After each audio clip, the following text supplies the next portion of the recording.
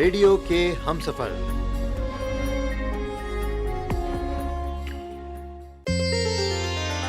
श्रोताओं, आकाशवाणी अपने गौरवशाली 90 साल पूरे कर चुका है। 90 साल यानी 9 दशकों का सफर। ये एक ऐसा सफर जिसने देश की कहानी, संस्कृति, संगीत, समाचार और जन भावनाओं को हर घर तक पहुंचाया। इसी कड़ी ने एक ऐसा रिश्ता कायम किया जो आज रेडियो लोगों के दिलों में बसता है। तो चलिए आज प्रोग्राम रेडियो के हम सफर में मिलते हैं सेवानिवृत्त प्राणी शास्त्र उच्च शिक्षा विभाग में प्राध्यापक रहे रेडियो प्रेमी श्रोता डॉक्टर प्रमोद मिश्रा जी से। नमस्कार सर। नमस्कार सर, रेडियो से आप कैसे जुड़े और कब से सुन रहे हैं आप? जी ममता जी, पहले तो मैं बधाई देना चाहूँगा। इतना लंबा समय किसी एक संस्था ने निर्बाध रूप से पूर्ण किया है, तो आकाशवाणी के सभी जो कर्मचारी हैं, अधिकारी हैं, उनको मैं बधाई देना चाहूँगा कि वो लोगों के मन तक उतरे हैं और उनकी हर फरमाइश उन्होंने पूरी की है, उनकी हर इच्छाएं पूरी की है। सबसे पहले मैं आपको बताना चाहूँगा कि वो समय हम लोग ने देखा है जब रात को हवा महल आया करता था, बिना का गीतमाला का बड़ा हम लोग इंतजार करते थे 9 बज जाए या 8 बज जाए और अमीन सयानी साहब की आवाज़ सुनाई दे, गाने सुने अपने पसंद के, कौन से गाना प्रथम आ रहा है, कौन सा द्वितीय आएगा, हम लोग लगाते थे अंदाज किया आएगा और उसके बाद खुशी मिलती थी कि हमारा गाना ये प्रथम आ गया।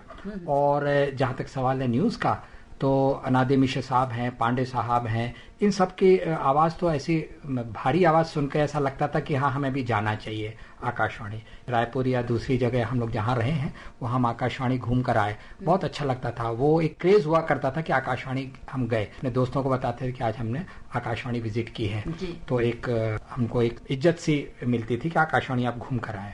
क्रिकेट का जहाँ तक सवाल है, हम लोग का शौक रहा है खेल का, खेल हुआ करते थे, चाहे बॉम्बे में हो रहा है चाहे कलकत्ता में हो रहा है, तो सब किसी एक रेडियो के आसपास इकट्ठा हो जाया करते थे और फिर वो इमेजिन करते थे कि कैसी बॉल आई होगी, कहाँ 4 लगा होगा, कहाँ 6 लग गया, कौन आउट हो गया।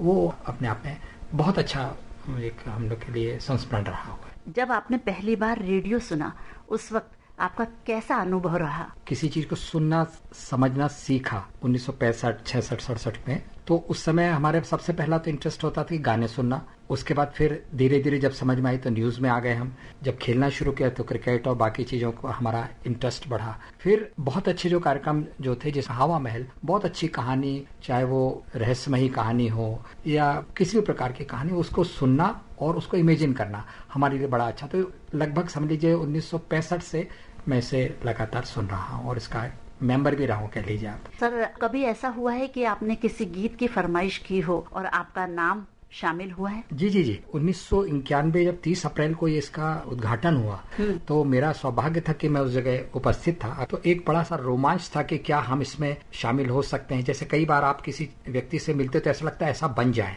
तो हमें लगता था क्यों ना आकाशवाणी तक जाएं और देखें। तो एक क्रेज जो कहलाता है वो था आकाशवाणी में अंदर जाएं, और उसी में हम पत्र व्यवहार भी करते थे। कुछ मित्र भी हमारे साथ थे जो उनको पसंद था कि सुनना, टेलीविजन नहीं हुआ करते थे, तो हम 1-2 बार पत्र लिखे और भाग्य से जो हेमंत कुमार जी के गाने वो उनकी फरमाइश में अक्सर किया करता था, तो उसमें से एक गाना मेरा सेलेक्ट हुआ। तो लोगों को मैं बताता फिरा कि देखिए मैंने पत्र लिखा और ये गाना नाम शामिल हो गया कि इन्होंने फरमाइश की और उसको पूरा किया। तो बड़ा एक रोमांच था। आपके पसंद का वो गीत कौन सा था जो शामिल किया गया था? हेमंत कुमार जी का था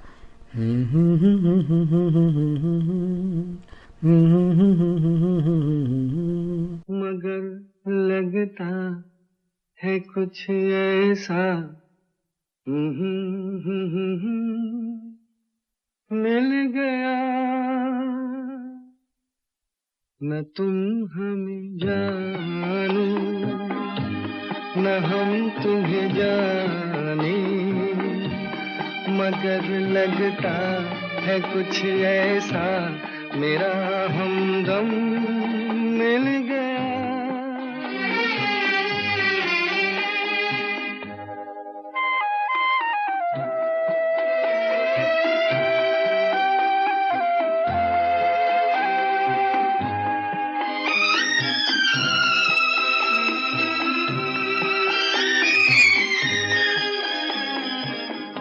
ये मौसम ये रात चुप है, वो होठों की बात चुप है, खामोशी सुनाने लगी है दास्तां। ये मौसम ये रात चुप है, वो होठों की बात चुप है, खामोशी सुनाने लगी है दास्तां। नजर बन गई है दिल की ज़बान, न तुम हमें जानो न हम तुम्हें जाने। ये गीत सुन के हमें रोमांच आज भी होता है और मुझे तो शायद ऐसा लगता है कि वो जो फरमाइश की थी सुनाया था उन्होंने, उसकी रिकॉर्डिंग मिल जाती है तो मैं और लोगों के बीच में इम्प्रेशन बना देता क्योंकि मेरा गाना सिलेक्ट हुआ था सुनने का। सर, आप शासकीय सेवा से जुड़े थे तो कैसे समय निकाल पाते थे प्रोग्राम सुनने के लिए? जी ममता जी, ऐसा था कि शासकीय सेवा में है 10 से 5 के बीच में तो व्यस्त हैं, रविवार फ्री है, लेकिन शाम को 5 के बाद और सुबह 10 के पहले हमारे पास इतना तो समय रहता ही है सुनने के लिए। हम तैयार हो रहे हैं तब भी सुन लेते हैं, जब वहां से लौट कर आए महाविद्यालय से तो भी सुनते हैं। तो लगभग 5:55 पे जब ये सभा शुरू होती है आकाशवाणी की, खासकर बैतूल की, जिसमें संकेत धुन वंदे मातरम से शुरू होता है, तो एक रोमांच पैदा हो जाता है कि हमारे देश के बारे में एक कितनी अच्छी शुरुआत हो रही है, तो बहुत अच्छा लगता है। और न्यूज है, न्यूज सुनना मुझे बहुत पसंद है, इंग्लिश और हिंदी दोनों न्यूज आती है। एक बहुत अच्छी बात मैंने आकाशवाणी बैतूल से देखी है, मैं इसलिए नहीं कि आप मेरा इंटरव्यू ले रहे हैं इसलिए मैं कोई बात ऐसी कर रहा हूँ आपसे, निगेटिव कभी बात नहीं करते, ये मुझे बहुत अच्छी लगती है। बैतूल के स्टाफ को मैं बधाई भी देना चाहूंगा इस मामले में कि जो भी प्रोग्राम वो सेट करते हैं, जो भी अपना फ्लैश करते हैं इस प्रोग्राम को, निश्चित रूप से मैं देखता हूं कि कहीं निगेटिव बात नहीं होती। और आज के जो जनरेशन है उसको, हमको ये इतना अच्छा माध्यम है कि उनके बीच में पॉजिटिव बात जाना चाहिए। छोटी छोटी बातों पे आत्महत्या कर लेना, लड़ाई झगड़े कर लेना, समाज को बिगाड़ लेना, मैं सोचता हूँ कि आकाशवाणी बहुत अच्छा रोल अदा कर रहा है लोगों के बीच में। जी सर, बैतूल आकाशवाणी से आप कौन कौन से प्रोग्राम सुनते हैं और जो आपको बहुत अच्छे लगते हैं? देखिए, सबसे पहले तो सुबह 6 बजे जो है भक्ति धारा जो आती है, इसमें लगभग 6:45 के आसपास रामचरितमानस बहुत पसंदीदा मेरा प्रोग्राम है सुनने का। फिर 7:05 पे लगभग प्रादेशिक समाचार जो हैं वो सुनता ही हूँ मैं। और लगभग 10 बजे लोकल फरमाइशी गीत आते हैं, तो निश्चित रूप से हमारा वो पसंदीदा कार्यक्रम है। बहुत अच्छे गाने आते हैं। कई बार मैंने देखा कि बहुत जो फिल्म निर्माता हैं या राइटर हैं, इन सब के इंटरव्यू जो आते हैं, पुराने इंटरव्यू जो आते हैं, बरसों पुराने, जो आज कलाकार हमारे बीच में नहीं है, तो बड़ा अच्छा लगता है सुनना कि वो उनके कलेक्शन में है। और जहाँ तक कार्यक्रम है, पत्रोत्तर कार्यक्रम जिसमें भी फरमाइशी आप सुनाते हैं, जो फोन इन कार्यक्रम है आपका, ये बहुत अच्छा मुझे लगता है। इसमें आप अधिकारियों को बुलाते हैं, जनप्रतिनिधियों को बुलाते हैं, लोगों की समस्याएं जिस प्रकार से वो सुलझाते हैं अपने तरीके से वो आप बताते हैं, तो निश्चित रूप से कहीं ना कहीं हम शासन के प्रति एक अच्छे पॉजिटिव लेके चलते हैं। 5 बजे जैसे युवाणी है, ये सुनना मुझे बहुत अच्छा लगता है। क्योंकि साइंस का विद्यार्थी रहा हूँ, तो भले ही वो किसानवाड़ी आती हो, लेकिन खाद किस प्रकार की होना, किस प्रकार से पौधे लगाए जाना, किस प्रकार से उसकी बिक्री करना, किस मौसम में कौन से पौधे लगाए जाना, फसलें कौन से लेना, खराब फसलें हो रही तो क्या है, कीड़े कौन से लग रहे हैं, ये सब चीजें मुझे बड़ी अच्छी लगती है सुनना। चाहे वो किसान हो ना हो, अगर बगीचा भी हो तो उसमें हमें उसको उपयोग करना चाहिए, मैं ऐसा मानता हूँ। हम अपने श्रोताओं को बताना चाहेंगे कि समय समय पर सर रेडियो के द्वारा आपने लोगों तक अच्छी जानकारी पहुँचाने की कोशिश की है। जी, आपका एक प्रोग्राम आता है महिला जगत, जिसमें स्वास्थ्य के बारे में, व्यंजन के बारे में, भले ही महिलाओं का प्रोग्राम हो तो हमारे पत्नी सुनती है। मैं इस मामले में बड़ा कच्चा हूँ खाना न बनाने में, लेकिन जब वो कार्यक्रम आता है व्यंजन बनाने का, नई नई रेसिपी आती है, हमारे बहनें जो बैतूल की बहनें उसको बताती हैं, अच्छे व्यंजन बनाए जाते हैं। और क्या परिवर्तन आप चाहते हैं कि किस तरह का कार्यक्रम हम अपने कार्यक्रम में शामिल करें? जी देखिए, ऐसा है कि मैंने आपसे कहा कि बहुत पुराने हम श्रोता रहे हैं इसके 1965 से। एक छोटा सा वाक्य आपको बताता हूँ। हमारा जो रेडियो के प्रति लगाव उस जमाने में था और आज भी है। मैं एक छोटा सा वाक्य बताता हूँ। एक शादी में हम गए थे सागर, वो एक रस्म हुआ करती थी कि जो दूल्हा मियाँ थे तो उन्होंने खाना नहीं खाया और उनसे पूछा, काय जीजा जी कहाँ होगा? तो उन्होंने कहा कि भैया हम तो खाना नहीं खाए हैं, बताओ काहे नहीं खाओ। तो बोले हमें तो रेडियो चाहिए। और फिलिप्स का रेडियो उस समय चलता था, आपको याद है, छोटा सा ट्रांजिस्टर जो था, एक छोटा एंटीना लिख रहता था। तो उन्होंने कहा भैया हमें तो रेडियो चाहिए जी। तो फिर भी कहीं ना कहीं से ऐसा कुछ किया गया। उस जमाने में बहुत ज्यादा महंगा तो नहीं होता था, वो रख दिया गया पैसा कि जे रखे हैं पैसे, अब आप कल ले लाइयो, अब इतनी रात को कौन सी दुकान खुले है। तो दूसरे दिन को उन्होंने जो लिया रेडियो। लेकिन देखिए वो क्रेज जो था कि आज के जमाने में आप कितनी भी आप गिफ्ट दे दें, लेकिन वो क्रेज था कि रेडियो चाहिए। तो रेडियो का तो शौक हमेशा रहा है। और जैसा आपने एक सवाल पूछा भी कि क्या करना चाहते हैं एजुकेशन के फील्ड में, पर्टिकुलरली जहां मैं था, मैं चाहता हूं कि बच्चों को एक सब्जेक्ट जरूर दें। सप्ताह में एक दिन, 15 दिन में एक दिन अपना वो प्रॉब्लम रखें, आकाशवाणी को दें। मान लीजिए कोई एक सिस्टम है, डाइजेस्टिव सिस्टम नहीं समझ में आ रहा है, या उसमें क्या क्या डिफॉर्मिटीज हो रही हैं, उसमें क्या कठिनाइयां हो रही हैं, तो बच्चे लिखें उसको और आकाशवाणी से एक्सपर्ट को बुला के उसकी बात करें। जैसे आपने आपके व्यंजन वाले प्रोग्राम है महिलाओं के, जो महिला जगत में आप बताते हैं क्या खाना चाहिए, तो मैं चाहता हूँ कि डाइटिशियन आप जरूर बुलाएं। स्किन डिसीज बहुत होती है बैतूल में, और मैं तो ये मानता हूँ कि जहाँ हमारा टीवी नहीं पहुंच पा रहा है वहाँ बैतूल आकाशवाणी है। आदिवासी क्षेत्र बहुत बड़ा है हमारे यहाँ, उन बच्चों को हम उसके माध्यम से जानकारी सबसे बड़ी दिक्कत होती है जो गांव जहाँ अंदर जाके देखेंगे जंगलों में, वहाँ रेडियो तो आता है, आवाज तक पहुंचती है। तो बच्चों को हम एजुकेशन के बारे में बताएं कि किस कॉलेज में, किस स्कूल में, किस जगह पर आपको एम्प्लॉयमेंट मिल सकता है, कौन से सब्जेक्ट उसमें हो सकते हैं, कौन सा चूज कर सकते हैं सब्जेक्ट। मैं चाहता हूं कि बच्चों से इनवाइट करें कि कौन से सब्जेक्ट को उनको सुनना पसंद करेंगे।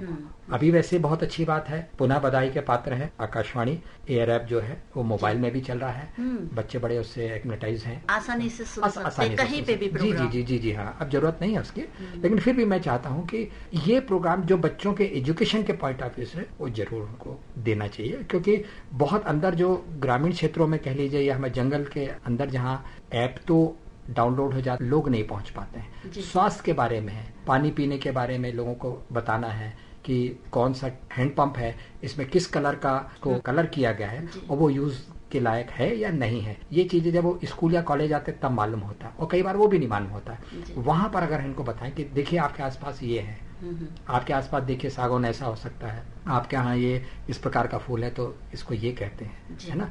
गाजर घास है, चिरौटा जो घास है, ये हमारे लिए लाभदायक नहीं है। मच्छरों से बचाव का क्या तरीका हो सकता है, छोटे छोटे पोखर होते हैं जहाँ पर लोग कपड़े धोते हैं, वहां पर इस प्रकार की सावधानियां उनको बताएं, तो मैं सोचता हूँ आकाशवाणी और ज्यादा पॉपुलर होगा। बहुत अच्छी बातें आपने हमारे श्रोताओं के साथ साझा की है, और अब हम जानना चाहेंगे कि ऐसा कोई गीत है जो आप रेडियो के माध्यम से इस वक्त सुनना चाहेंगे। जी हाँ, बिल्कुल जरूर। एक बहुत अच्छा गीत है, आ चल के तुझे मैं लेके चलूं एक ऐसे गगन के तले, जहाँ हम भी न हो आंसू भी न हो, बस प्यार ही प्यार पले। हाँ चल के तुझे मैं लेके चलूं एक ऐसे गगन के तले, जहाँ हम भी न हो आंसू भी न हो, बस प्यार ही प्यार पले।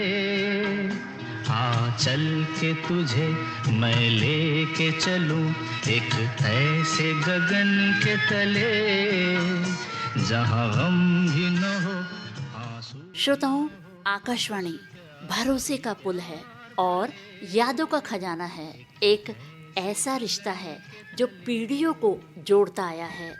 तकनीक बदली, साधन बदले, पर नहीं बदला तो बस ये प्रेम और ये रिश्ता यूं ही बना रहे, इसी कामना के साथ आज के प्रोग्राम रेडियो के हमसफर से ममता को दीजिए इजाजत। नमस्कार। सूरज की पहली किरण से आशा का सवेरा जागे, सूरज की पहली किरण से आशा का सवेरा जागे, चंदा की किरण से धुल कर घनघोर अंधेरा भागे, चंदा की किरण से धुल कर घनघोर अंधेरा भागे। कभी धूप खिले कभी छाँव मिले, लंबी सी डगर न खले, जहाँ गम भी न हो आंसू भी न हो, बस प्यार ही प्यार पले, एक ऐसे गगन के तले।